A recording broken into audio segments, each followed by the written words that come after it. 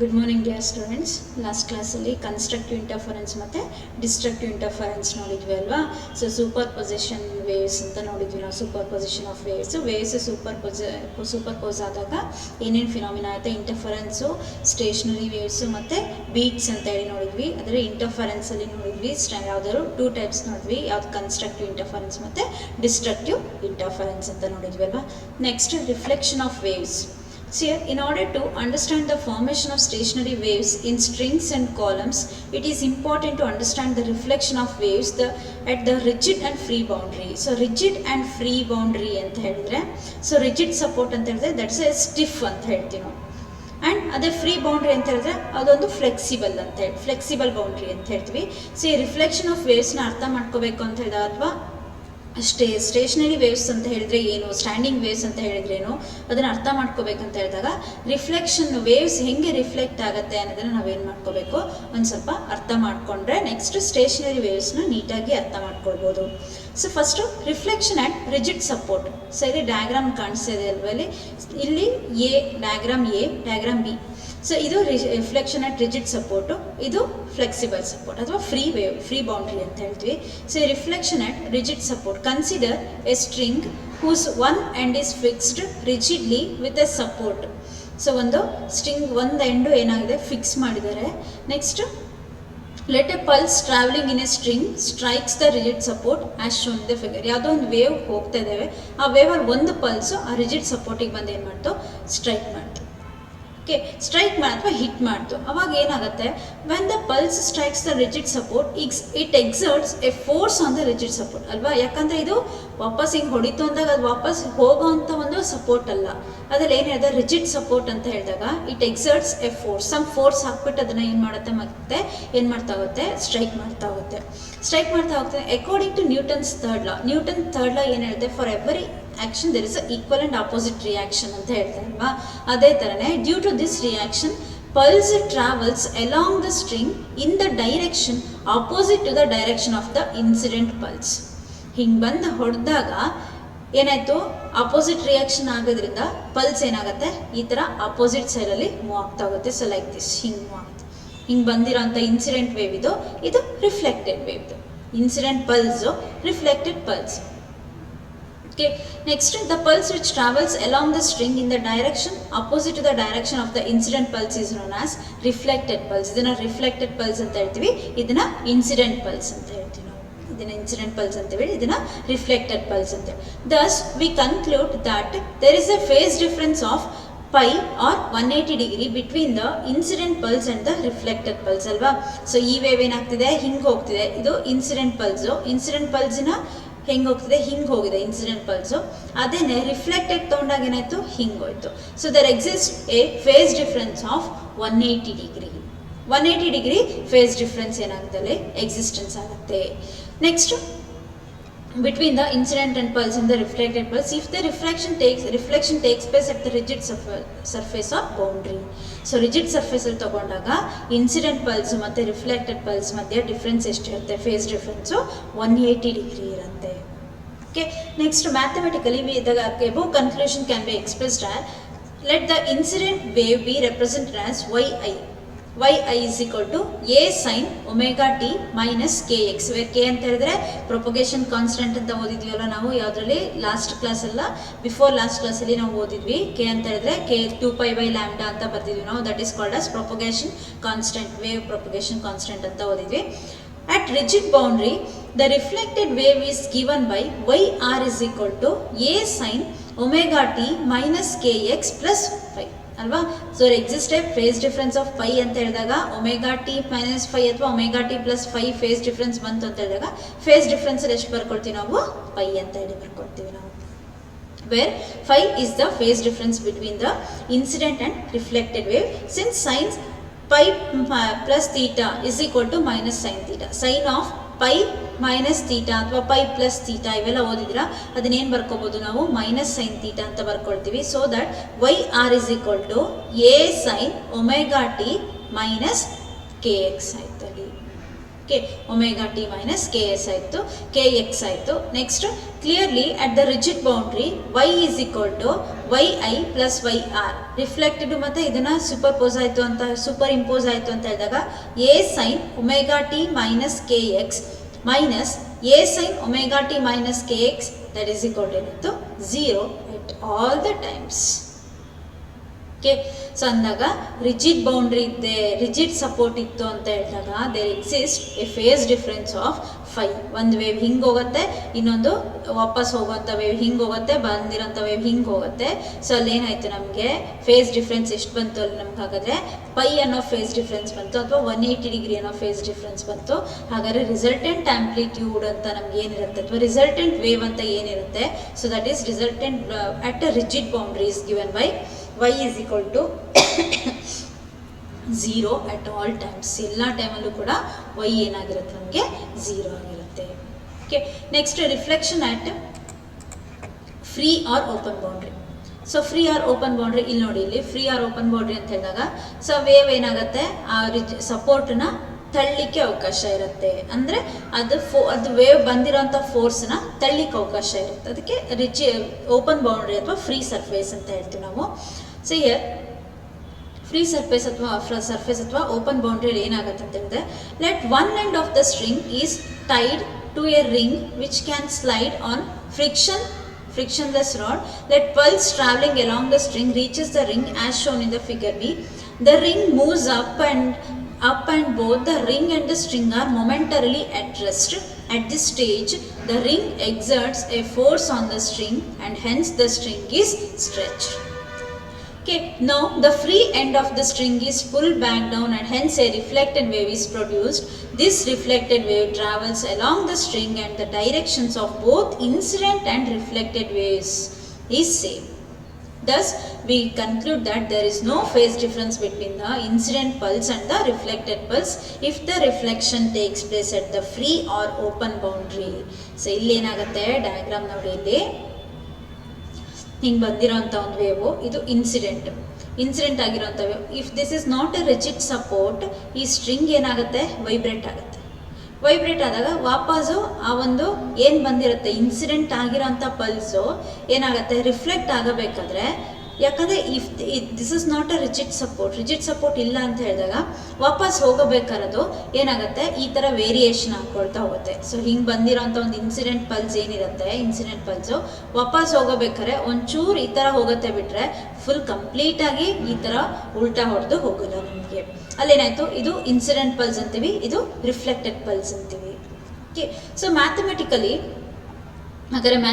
ಬರೆಯೋದಾದರೆ ನಾವೇನು ಬರಿತೀವಿ, incident ಪಲ್ಸ್ನ y is equal to a sin omega t minus kx. At a rigid boundary, reflected wave is given by omega t minus kx plus 0. ಯಾಕಂದರೆ face difference ಏನಾಯ್ತಲ್ಲಿ 0. Face difference ಬರಬೇಕಂತ ಹೇಳಿದಾಗ ಹಿಂಗೆ wave ಹೋಗ್ತಿದೆ ಅಂತ ಹೇಳಿದಾಗ ಇನ್ನೊಂದು ಹಿಂಗೆ ಬಂತು ಅಂತ ಹೇಳಿದೆ. So there exist a phase difference of 180 degree ಅಂತ ಹೇಳ್ತೀವಿ ನಾವು. ಇಲ್ಲೇನಾಗ್ತಿದೆ, ಹಿಂಗೆ ಹೋಗ್ತಿದೆ. ಸೊ ನೆಕ್ಸ್ಟ್ ಹಿಂಗೆ ಹೋಗ್ತಿದೆ ಅಂತ ಹೇಳಿದಾಗ there exist no phase difference ಅಂತ ಹೇಳ್ತೀವಿ. ಸೊ ಫೇಸ್ ಡಿಫ್ರೆನ್ಸ್ ಏನಾಯ್ತಲ್ಲಿ 0 ಆಯಿತು. So we get the resultant equation as y r is equal to a sin omega t minus kx ಅಂತ ಹೇಳ್ತೀವಿ. ಓಕೆ, ಅಲ್ಲೇನಾಯ್ತು ಹಾಗಾದರೆ ರಿಫ್ಲೆಕ್ಟೆಡ್ ಪಲ್ಸು ಮತ್ತು ಇನ್ಸಿಡೆಂಟ್ ಪಲ್ಸಲ್ಲಿ ಫೇಸ್ ಡಿಫ್ರೆನ್ಸ್ ಯಾವುದು ಬರೋದಿಲ್ಲ. ಸೊ ಅರ್ಥ ಆಯ್ತಾ? So that is about the reflection of waves. Rigid support ಇದ್ದಾಗ ಅದರಷ್ಟು ಫೋರ್ಸ್ ಹೊಡೆದು ಆ ರಿಜಿಡ್ ಸಪೋರ್ಟಿಗೆ ಹೊಡೆದ್ರೆ ವಾಪಸ್ ಹೋಗಬೇಕಾದ್ರೆ ಏನಾಯಿತು, ನಮಗೆ ಫೇಸ್ ಡಿಫ್ರೆನ್ಸ್ ಎಕ್ಸಿಸ್ಟೆನ್ಸ್ ಆಯಿತು. ಅದೇನೇ ರಿಜಿಡ್ ಸಪೋರ್ಟ್ ಇಲ್ಲ ಅಂತ ಹೇಳಿದಾಗ ಫೇಸ್ ಡಿಫ್ರೆನ್ಸ್ ಇಲ್ಲದೇ ಇನ್ಸಿಡೆಂಟ್ ಆಗಿರೋಂಥ ಪಲ್ಸು ವಾಪಸ್ಸು ಮುಂದೆನೂ ಹೋಗ್ಬೋದು ಅಥವಾ ಏನು ಮಾಡ್ಬೋದು, ಹಿಂದೆ ಕೂಡ ಬರ್ಬೋದು. ಅವಾಗ ಫೇಸ್ ಡಿಫ್ರೆನ್ಸು ಎಕ್ಸಿಸ್ಟೆನ್ಸಲ್ಲಿ ಇರಲ್ಲ. So that is about the reflection of waves ಅಂತ ಹೇಳ್ತೀವಿ. Next stationary waves and normal modes ಅಥವಾ ಸ್ಟ್ಯಾಂಡಿಂಗ್ ವೇವ್ಸ್ ಅಂತ ಹೇಳ್ತೀವಿ. ಸೊ ಇವಾಗ ಸ್ಟ್ಯಾಂಡಿಂಗ್ ವೇವ್ಸ್ ಅಥವಾ ಸ್ಟೇಷನರಿ ವೇವ್ಸ್ನ ನೋಡ್ತಾ ಹೋಗೋಣ. Waves travel with a constant velocity in a given medium. However, on encountering a discontinuity in the medium, waves are partially transmitted and reflected. The discontinuity can be due to change in density or medium or the boundary conditions. Stationary waves ಹೆಂಗೆ produce ಆಗುತ್ತೆ ಅಂತ ಹೇಳಿದ್ರೆ, stationary waves are produced due to the identical waves traveling in the same speed but in opposite direction ಅಲ್ವಾ. ಅಲ್ಲಿ ಓದಿದ್ವಿ ಅಲ್ವಾ, ಯಾವುದರಲ್ಲಿ super ಪೊಸಿಷನಲ್ಲಿ 3 ಫಿನಾಮಿನಾ ಓದಿದ್ವಿ. ಸೊ ಸ್ಟೇಷನರಿ ವೇವ್ಸ್ ಯಾವಾಗ ಸೇಮ್ ಫ್ರೀಕ್ವೆನ್ಸಿ ಇರೋಂಥ ವೇವು ಅಪೋಸಿಟ್ ಡೈರೆಕ್ಷನಲ್ಲಿ ಮೂವ್ ಆದರೆ ಅದನ್ನು ಏನು ಹೇಳ್ತೀವಿ ನಾವು ಸ್ಟೇಷನರಿ ವೇವ್ಸ್ ಅಂತ ಹೇಳ್ತೀವಿ ಅಥವಾ ಸ್ಟ್ಯಾಂಡಿಂಗ್ ವೇವ್ಸ್ ಅಂತ ಹೇಳ್ತೀವಿ ನಾವು. These waves are non-progressive in nature, they are localized and hence the name stationary waves. Non-progressive, progressive ಅಂತ ಹೇಳಿದರೆ ನಮಗೆ so continuously with respect to time ಏನಾಗಬೇಕು, it's amplitude should be same ಅಲ್ವಾ. ಅದನ್ನ ಏನು ಹೇಳ್ತೀವಿ ನಾವು ಪ್ರೋಗ್ರೆಸಿವ್ ವೇವ್ ಅಂತ ಹೇಳ್ತೀವಿ. ಬಟ್ ಸ್ಟೇಷನರಿ ವೇವು ಪ್ರೋಗ್ರೆಸಿವ್ ಆಗಿರಬೇಕು ಅಂತ ಏನಿಲ್ಲ. So that is non progressive in nature. They are localized and hence the name stationary waves. So when a progressive wave is continuously reflected, the incident wave and the reflected wave are superposed and stationary waves are produced. Example, resonance column ಇರ್ಬೋದು ಅಥವಾ ಮೆಲ್ಡೆ string ಇರ್ಬೋದು, ಸೋನೋಮೀಟರ್ಸ್, ಇವೆರಡೂ ಕೂಡ experiment ಮಾಡ್ತೀರಾ. ಇದು ಮತ್ತೆ ಇದು experiment ಮಾಡಬೇಕಾದ್ರೆ ಗೊತ್ತಾಗುತ್ತೆ ನಿಮಗೆ. ಅದು ಸ್ಟ್ರಿಂಗ್ ವೈಬ್ರೇಟ್ ಆಗ್ತಾ ಹೋಗುತ್ತೆ, ಅದ್ರ ಮೇಲೆ ಒಂದು ಸ್ಟ್ರಿಂಗ್ ಇರುತ್ತೆ, ಸೋನೋಮೀಟರ್ ಬಾಕ್ಸಲ್ಲಿ ಸ್ಟ್ರಿಂಗ್ ಇರುತ್ತೆ. ಆ ಸ್ಟ್ರಿಂಗ್ ವೈಬ್ರೇಟ್ ಆಗ್ತಾ ಹೋಗುತ್ತೆ, ವೈಬ್ರೇಟ್ ಆದಾಗ ಅದರಲ್ಲಿ ವೇವ್ಸ್ ಪ್ರೊಡ್ಯೂಸ್ ಆಗುತ್ತೆ. ವೆಯ್ಟ್ಸ್ ಹಾಕಿ ನೀವು ಟ್ಯೂನಿಂಗ್ ಫೋರ್ಕಲ್ಲಿ ಸ್ಟ್ರೈಕ್ ಮಾಡಿದಾಗ ಸ್ಟ್ರಿಂಗು ವೈಬ್ರೇಟ್ ಆಗಿದ್ದು ಕೇಳಿಸುತ್ತೆ ನಿಮಗೆ. ಆ ಒಂದು ಯಾವ ಲೆಂತಿಗೆ ಸ್ಟ್ರಿಂಗ್ ವೈಬ್ರೇಟ್ ಆಗುತ್ತೆ ಅನ್ನೋದನ್ನು ಮೆಷರ್ ಮಾಡಿ ತೊಗೊಳ್ತೀರಾ ಆ ಎಕ್ಸ್ಪೆರಿಮೆಂಟು. ಅದನ್ನು ನಾವು ಸೋನೋಮೀಟ್ರಲ್ಲಿ ನೋಡ್ತೀವಿ. ಅದೇ ಥರನೇ ಮೆಲ್ಡೆಸ್ ಎಕ್ಸ್ಪೆರಿಮೆಂಟ್ ಅಂದರೆ ಅಲ್ಲೂ ಕೂಡ ನಮಗೆ ಲೂಪ್ ಫಾರ್ಮೇಷನ್ ಆಗೋದು ಕಾಣುತ್ತೆ. ಹಿಂಗೆ ವೇವು ಏನಾಗುತ್ತೆ, ನಮಗೆ ಒಂದು ಥ್ರೆಡ್ಡನ್ನು ಕಟ್ಟಿರ್ತೀವಿ ನಾವು, ಥ್ರೆಡ್ಡನ್ನು ಕಟ್ಟಿದಾಗ ಹಿಂಗೆ ಲೂಪ್ ಫಾರ್ಮೇಷನ್ ಆಗೋದು. ಇದೇ ಥರ ಲೂಪ್ ಫಾರ್ಮೇಷನ್ ಇಲ್ಲಿ ಏನಿದೆ, ಸೊ ಇಲ್ಲಿ ಲೂಪ್ ಫಾರ್ಮೇಷನ್ ಆಗೋದನ್ನು ಕಾಣಿಸುತ್ತೆ ನಮಗೆ. ಓಕೆ, ಅವೆಲ್ಲ ಎಕ್ಸಾಂಪಲ್ ಅಂತ ಹೇಳ್ಬೋದು. ಇಲ್ಲಿ ನೋಡಿ, ಇದು ಬರ್ತಿರೋದು ನೋಡ್ಸ್, ಇದು ಆ್ಯಂಟಿನೋಡ್, ನೋಡ್ ಆ್ಯಂಟಿನೋಡ್, ನೋಡ್ ಆ್ಯಂಟಿನೋಡ್, ಇದು ನೋಡು ಆ್ಯಂಟಿನೋಡ್, ಇದು ರಿಜಿಡ್ ಸಪೋರ್ಟ್. ರಿಜಿಡ್ ಸಪೋರ್ಟಲ್ಲಿ ಇದ್ದಾಗ ಈ ಥರ ಪ್ರೊಡ್ಯೂಸ್ ಆಗ್ತಾ ಹೋಗುತ್ತೆ. Say there is exist a phase difference of 180 degree. ಅರ್ಥ ಆಯ್ತಾ? ಇದು ಆ್ಯಂಟಿನೋಡು, ಇದು ನೋಡು ಆ್ಯಂಟಿನೋಡು, ನೋಡು ಆ್ಯಂಟಿನೋಡು, ಈ ಥರ ಪ್ರೊಡ್ಯೂಸ್ ಆಗುತ್ತೆ. The difference between the two antinodes or the difference between any two antinodes ಅಥವಾ path between any two nodes, path between any two antinodes is always λ/2. ಯಾವಾಗಲೂ ಏನಾಗಿರುತ್ತೆ, λ/2 ಆಗಿರುತ್ತೆ. Okay, next theory. ಇದ್ರ ಥೇರಿ ನೋಡ್ತಾ ಹೋಣ. The two progressive waves of same amplitude, frequency and speed that are travelling in opposite directions are represented by the equations y1 is equal to a sin kx minus omega t and y2 is equal to a sin kx plus omega t. Omega t minus kx, y omega t plus kx. Okay, when these two waves are superposed in a medium, the resultant wave is given by y is equal to y1 plus y2. Add ಮಾಡೋಣ, a sin kx minus omega t plus a sin kx plus omega t. a sin omega sine K X minus omega T plus sine, ಇದೇನು sine A sine B, ಎರಡರಲ್ಲೂ A common ತೆಕ್ಕೊಂಡಿದ್ವಿ. Sine A sine B, sine A plus sine ಬಿನ ಏನು ಬರ್ಕೋಬೋದು, 2 sin a plus b/2 cos a minus b/2. So 2 sine ಅಂದರೆ A already ಇರುತ್ತೆ ಅಲ್ಲಿ, 2a sine of A ಅಂದರೆ ಅದು K X minus omega T plus B ಅಂದರೆ K X plus omega T divided by 2 cos K X minus omega T minus K X plus omega T by 2. Okay, and y is equal to 2a sin kx into cos omega minus t. ಏನಾಯ್ತು ಇಲ್ಲಿ, omega T cancel ಆಯಿತು, ಇಲ್ಲಿ ಯಾವುದಾದ್ರು cancel ಆಯ್ತು, ಇಲ್ಲಿ K X cancel ಆಯಿತು. ಉಳ್ಕೊಳೋದು ಏನಾಗುತ್ತೆ, 2 sign ಪ್ಲೇಸಲ್ಲಿ ಸೈನ್ ಜೊತೆ ಉಳ್ಕೊಳೋದು ಬರೀ ಕೆ ಎಕ್ಸು, ಕಾಸ್ ಜೊತೆ ಉಳ್ಕೊಳೋದು ಯಾವುದು minus omega T. K 2 cancel ಆಗುತ್ತೆ, 2 omega minus 2 omega T by 2 ಉಳ್ಕೊಳುತ್ತೆ. Sine of 2kx/2 cos of minus 2 omega by 2 ಆಯಿತು. ಉಳ್ಕೊಂಡು ಏನಾಯಿತು, 2 ಕ್ಯಾನ್ಸಲ್ ಆಯಿತು, 2 omega T sorry sine K X ಆಯಿತು into cos minus omega T ಆಯಿತು. ಇದು ಉಳ್ಕೊಳೋದು, ಇದು 2a as it is. 2a sine K X cos of minus theta ಅಂದರೆ ಕಾಸ್ ಥೀಟಾ ಅಂತ ಬರೀತೀವಿ ನಾವು. ಸೊ ಅದೇನಾಯಿತು ಇಲ್ಲಿ equation 1. This is the equation of a stationary wave. Equation stationary ವೇವ್ನ ಈಕ್ವೇಷನ್ ಯಾವುದು, y is equal to 2a sin kx cos omega t. Okay, this is the equation of the stationary wave where a is the amplitude. A ಅನ್ನೋದು amplitude of a stationary wave. When a is equal to, ಇಲ್ಲಿ a plus ಅಲ್ಲಿ ಏನಿದೆ 2a sin kx ಇದೆ ಅಲ್ವಾ, 2a sin kx ಇದೆ. Amplitude a is maximum at antinode if sin kx is equal to 1. sin kx 1 ಆಯಿತು ಅಂತ ಹೇಳಿದಾಗ ಇಲ್ಲಿ y is equal to ಏನಾಯ್ತು, ಹಾಗಾದರೆ y is equal to maximum ಆಗುತ್ತೆ, ಮ್ಯಾಕ್ಸಿಮಮ್ ಆಂಪ್ಲಿಟ್ಯೂಡ್ ಇರುತ್ತೆ. a is equal to ಏನಾಯ್ತು ಇಲ್ಲಿ 2x. Such positions are called as antinodes ಅಂತ ಹೇಳ್ತೀವಿ. Okay, so that is so such positions are called as antinodes anta the maximum amplitude is a is equal to 2a and it is given by then kx is equal to kx ಏನಾಗಿರುತ್ತೆ 2n plus ಯಾವಾಗ ಇದು maximum ಇರುತ್ತೆ ಅಂತ ಹೇಳಿದಾಗ 2n plus 1 into pi by 2. So pi by 2n plus 1 into pi by 2 ಅಷ್ಟು difference ಇರಬೇಕಾದ್ರೆ ನಮ್ಗೆ ಏನಾಗುತ್ತೆ ಕೆ ಎಕ್ಸ್ ಇರಬೇಕಾದ್ರೆ ಅದು ಮ್ಯಾಕ್ಸಿಮಮ್ ಇರುತ್ತೆ ಯಾವುದು amplitude where N is equal to 0 1 2 3 ಈಗ 1 2 3 ಹಾಕೊಳ್ತಾ ಹೋದ್ರೆ ಎನ್ನಿಗೆ K is equal to 2 pi by lambda propagation constant ಅಥವಾ ವೇವ್ ನಂಬರ್ ಅಂತ ನೋಡಿದ್ವಿ ಅಲ್ವಾ ನಾವು. ಸೊ ಹಾಗಾದರೆ ಎನ್ನಿಗೆ ನಮ್ಮ 0 1 2 3 ಹಾಕೊಳ್ತಾ ಹೋದ್ರೆ ನಮ್ಗೆ ಏನು ಸಿಗುತ್ತೆ X is equal to 2n plus 1 into pi by 4. First 0 ಹಾಕೋಣ, ಅದೇ ನೆಕ್ಸ್ಟ್ 1 ಹಾಕೋಣ, 2 ಹಾಕೋಣ, 3 ಹಾಕೋಣ, ನೆಕ್ಸ್ಟ್ ಉಳ್ಕೊಳ್ಳೋದು ಏನು ಬರುತ್ತೆ ನಮಗೆ X is equal to lambda by 4, 3 lambda by 4, 5 lambda by 4, next 7 lambda by 5, so on up to ಇಷ್ಟು ಬರ್ತಾ ಹೋಗುತ್ತೆ. ಓಕೆ, ನೆಕ್ಸ್ಟ್ ಆಂಪ್ಲಿಟ್ಯೂಡ್ ಯಾವಾಗ ಎ ನಮ್ಗೆ ಏನಾಗಿರುತ್ತೆ ಮ್ಯಾಕ್ಸಿಮಮ್ ಮಿನಿಮಮ್ ಯಾವಾಗಿರುತ್ತೆ when A is equal to 0 ಅಲ್ವಾ. ಇಲ್ಲಿ ಯಾಕೆ 0 ಯಾಕೆ ಮ್ಯಾಕ್ಸಿಮಮು ಯಾಕೆ ಮಿನಿಮಮ್ ಅಂತ ಹೇಳಿದಾಗ Y is equal to suppose A sine omega T Y is equal to A 0 ಆಗಿಬಿಟ್ರೆ ಡಿಸ್ಪ್ಲೇಸ್ಮೆಂಟ್ ಏನಾಯಿತು 0 ಆಯಿತು. ಅದೇನೆ ಎ ಮ್ಯಾಕ್ಸಿಮಮ್ ಇರಬೇಕು ಅಂತ ಹೇಳಿದಾಗ ಎ ಮ್ಯಾಕ್ಸಿಮಮ್ ಅಂತ ಹೇಳಿದ್ರೆ 1 ಇಲ್ಲಿ ವೇವಿಂಗ್ ಬರಿತೀವಿ ಅಂತ ಹೇಳಿದರೆ ದಿಸ್ ಇಸ್ 0 ದಿಸ್ ಪಾಯಿಂಟ್ 0 ಇದು ಆಂಪ್ಲಿಟ್ಯೂಡ್ 1 ಎಗೈನ್ 0 1 0 1 ಈ ಥರ ಬರುತ್ತೀವಿ ಅಲ್ವಾ. ಅದೇ ಥರನೇ ಇಲ್ಲಿ ವೈ 0 ಆಗೋದು ಯಾವಾಗ ಆಂಪ್ಲಿಟ್ಯೂಡ್ 0 ಇದ್ದಾಗ ಆಂಪ್ಲಿಟ್ಯೂಡ್ 0 ಅಂದರೆ ಇದು. ಅದೇ ಆಂಪ್ಲಿಟ್ಯೂಡ್ 1 ಇದ್ದಾಗ Y is equal to sine omega T ಬಂದಂತೆ ಮ್ಯಾಕ್ಸಿಮಮ್ ಡಿಸ್ಪ್ಲೇಸ್ಮೆಂಟ್ ಬಂತು ಅಂತ ಅರ್ಥ.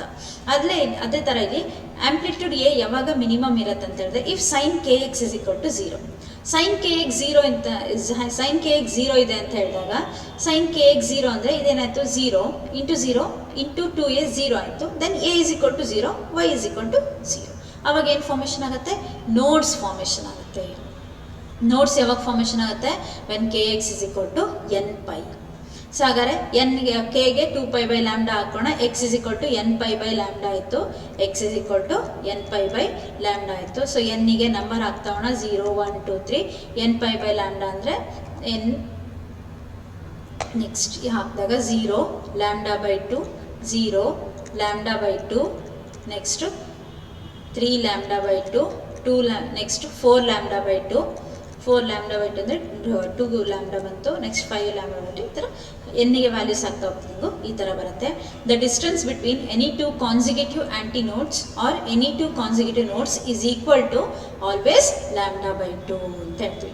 ಸೊ ಇದೇ ಡಯಾಗ್ರಾಮಲ್ಲಿ ನೋಡಿದಾಗ ಅದೇನೇ ಹೇಳಿದ್ದು distance between any two consecutive antinodes ಅಥವಾ ಕಾನ್ಸಿಕ್ಯೂಟಿವ್ ನೋಟ್ಸ್ ಯಾವಾಗಲೂ ಏನಾಗಿರುತ್ತೆ ನಮಗೆ ಲ್ಯಾಂಬ್ಡಾ ಬೈ 2 ಆಗಿರುತ್ತೆ. ಸೊ ನೋಟ್ಸ್ ಯಾವಾಗ ಫಾರ್ಮೇಷನ್ ಆಗುತ್ತೆ ಆ್ಯಂಟಿ ನೋಟ್ಸ್ ಯಾವಾಗ ಫಾರ್ಮೇಷನ್ ಆಗುತ್ತೆ ಅಂತ ಗೊತ್ತಾಯ್ತಾ. That's about the stationary waves. Stationary waves ಅರ್ಥ ಆಗ್ಬೇಕಂತ ಹೇಳಿದಾಗ ಸೊ ಯಾವುದೇ ಅರ್ಥ ಆಗ್ಬೇಕು ನಮಗೆ reflection. Okay, reflection of waves reflection waves ಅರ್ಥ ಆಗ್ಬೇಕಂತ ಹೇಳಿದಾಗ ರಿಜಿಡ್ ಸಪೋರ್ಟಲ್ಲಿ ಏನು ಮತ್ತು ನೆಕ್ಸ್ಟ್ ಇದ್ರದ್ದು ಯಾವುದರಲ್ಲಿ ಫ್ರೀ ಬೌಂಡ್ರಿಯಲ್ಲಿ ಏನು ಅಂತ ಹೇಳ್ಬಿಟ್ಟು ಓದ್ಕೊಂಡು ಅರ್ಥ ಮಾಡಿಕೊಂಡ್ರೆ ಕಂಪ್ಲೀಟಾಗಿ ನಮಗೆ ಸ್ಟೇಷನರಿ ವೇವ್ಸ್ ಅಂದರೆ ಏನು, ಸ್ಟೇಷನರಿ ವೇವ್ಸಲ್ಲಿ ನಾರ್ಮಲ್ ಮೋಡ್ಸ್ ಹೆಂಗೆ ಬರುತ್ತೆ, ಅದೇನೇ ಅದರಲ್ಲಿ ಮ್ಯಾಕ್ಸಿಮಮ್ ಡಿಸ್ಪ್ಲೇಸ್ಮೆಂಟ್ ಯಾವಾಗ ಬರುತ್ತೆ ಆ್ಯಂಡ್ ಮಿನಿಮಮ್ ಡಿಸ್ಪ್ಲೇಸ್ಮೆಂಟು ಯಾವಾಗ ಬರುತ್ತೆ ಅಂತೇಳಿ ಗೊತ್ತಾಗ್ತಾ ಹೋಗುತ್ತೆ. ಆ್ಯಂಟಿ ನೋಟ್ಸ್ ಯಾವಾಗ ಫಾರ್ಮೇಷನ್ ಆಗುತ್ತೆ, ನೋಟ್ಸ್ ಯಾವಾಗ ಫಾರ್ಮೇಷನ್ ಆಗುತ್ತೆ ಅಂತೇಳಿ ನೋಡ್ತಾ ಹೋಗ್ಬೋದು, ಗೊತ್ತಾಗ್ತಾ ಹೋಗುತ್ತೆ ನಮಗೆ. ಓಕೆ, ಇನ್ನು ನೆಕ್ಸ್ಟ್ ಕ್ಲಾಸಲ್ಲಿ ಸ್ಟೇಷನರಿ ವೇವ್ಸ್ನೇ stretched string fixed at both ends ಅದನ್ನು ನೋಡೋಣ. Okay, thank you.